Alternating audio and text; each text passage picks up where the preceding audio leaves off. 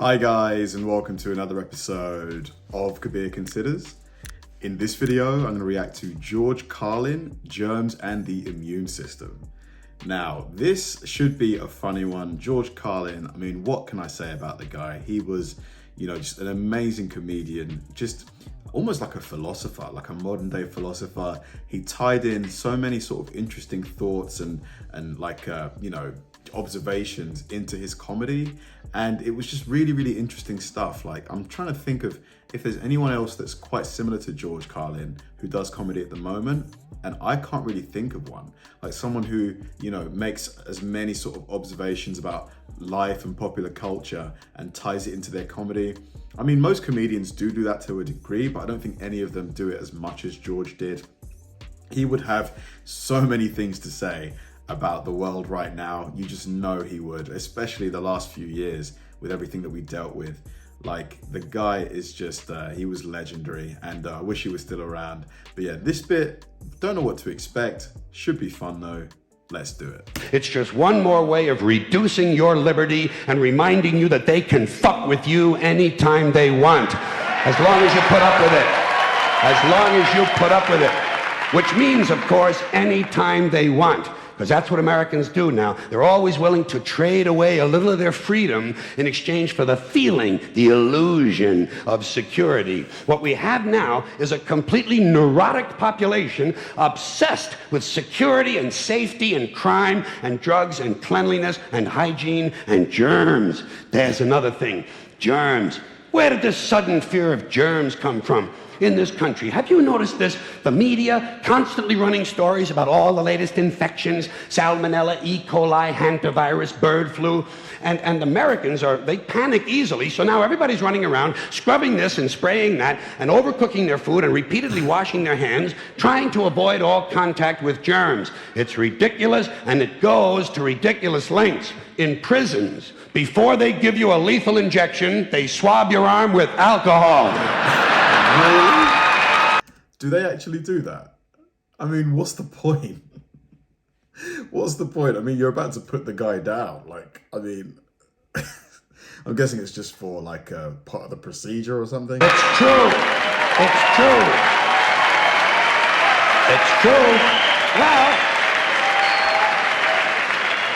Well, they don't want you to get an infection. And you can see their point. Wouldn't want some guy to go to hell and be sick. It would take a lot of the sportsmanship out of the whole execution. Fear of germs, why, these fucking pussies. You can't even get a decent hamburger anymore. They cook the shit out of everything now because everybody's afraid of food poisoning. Hey, where's your sense? To be fair, food poisoning is horrible. I got it once. This was a long time ago, after eating a fish dish. Maybe they hadn't cooked the fish properly, or if it was like maybe it was old. Yeah, like for a week and a half, it was just awful. Of adventure, take a fucking chance, will you? You know how many people die in this country from food poisoning every year? 9,000, that's all. It's a minor risk.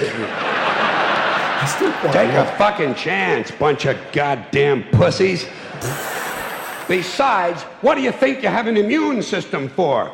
This is a good point, to be fair. It's for killing germs, but it needs practice. It needs germs to practice on. So listen. If you kill all the germs around you and live a completely sterile life, then when germs do come along, you're not going to be prepared. And never mind ordinary germs, what are you going to do when some super virus comes along that turns your vital organs into liquid shit? I'll tell you what you're going to do. You're going to get sick, you're going to die, and you're going to deserve it because you're fucking weak and you got a fucking weak immune system. Tell us how you really feel, George. Jeez. Now, God damn it. He's not wrong. He's not wrong. Hey. All right. Let me tell you a true story about immunization, okay? When I was a little boy in New York City in the 1940s, we swam in the Hudson River, and it was filled with raw sewage, okay? We swam in raw sewage. Yeah. Really? Oh, mate, that's got to be pretty bad for you, though, right? Did any of you guys watching this swim in that river? No, to cool off. And at that time, the big fear was polio. Thousands of kids died from polio every year. But you know something? In my neighborhood, no one ever got polio. No one ever. You know why? Because we swam in raw sewage. It strengthened our immune systems. The polio never had a prayer. We were tempered in raw shit. So personally, I never take any special precautions against germs. I don't shy away from people who sneeze and cough. I don't wipe off the telephone. I don't cover the toilet seat. And if I drop food on the floor, I pick it up and eat it. I eat it. I've got a like a 3-second rule. Like if I drop food on the floor and it's been on the floor for like less than 3 seconds, I'll eat it. I'll eat it. As long as it's not like a wet food like spaghetti or something like that, where it can like get, you know, dirt can stick to it. Yes, I do. Even if I'm at a sidewalk cafe in Calcutta, the poor section, on New Year's morning during a soccer riot. And you know something? In spite of all that so-called risky behavior, I never get infections. I don't get them. I don't get colds. I don't get flu. I don't get headaches. I don't get upset stomachs. And you know why? Because I got a good, strong immune system, and it gets a lot of practice. My immune system is equipped with the biological equivalent of fully automatic military assault rifles with night vision and laser scopes. And we have recently acquired phosphorus grenades, cluster bombs, and anti-personnel fragmentation mines. So, when my white blood cells are on patrol reconnoitering my bloodstream, seeking out strangers and other undesirables, if they see any suspicious-looking germs of any kind, they don't fuck around. I mean, can you actually... I wonder if there's studies that show that a group of people that, you know, are subjected to germs more develop stronger immune systems. You know, if there's actual studies that show that, I'd rather have that kind of immune system, to be honest, rather than, you know, cleaning everything all the time. But even if you clean stuff all the time, there's still going to be germs. I don't think you can eliminate all germs from your home. I just don't think that's even possible, is it? They whip out the weapons, they wax the motherfucker, and deposit the unlucky fellow directly into my colon. Into my colon. There's no nonsense. There's no Miranda warning. There's none of that 3 strikes and you're out shit. First defense, bam, into the colon you go. Sure.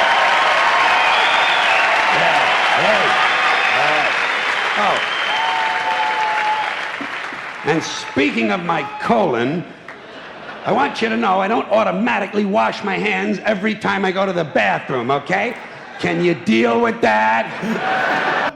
I love the facial expression. I do that, to be fair. It's usually like, you know, just a quick wash, not like a super like 10 minutes like... But yeah, I do.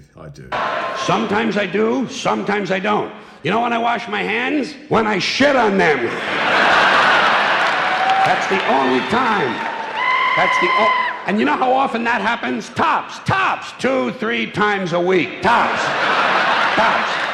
Maybe a little more frequently over the holidays, you know what I mean? And I'll tell you something else, my well-scrubbed friends. You don't always need a shower every day. Did you know that? It's overkill. Unless you work out or work outdoors or for some reason come in intimate contact with huge amounts of filth and garbage every day, you don't always need a shower. All you really need to do is to wash the 4 key areas. Armpits, asshole, crotch, and teeth. Got that? Armpits, asshole, crotch, and teeth. To be fair to him, yeah, those are the areas that do generate the most like smell if they aren't clean. Like everywhere else, unless I guess you've been working out, doesn't really smell that much, to be fair. In fact, you can save yourself a whole lot of time if you simply use the same brush on all 4 areas.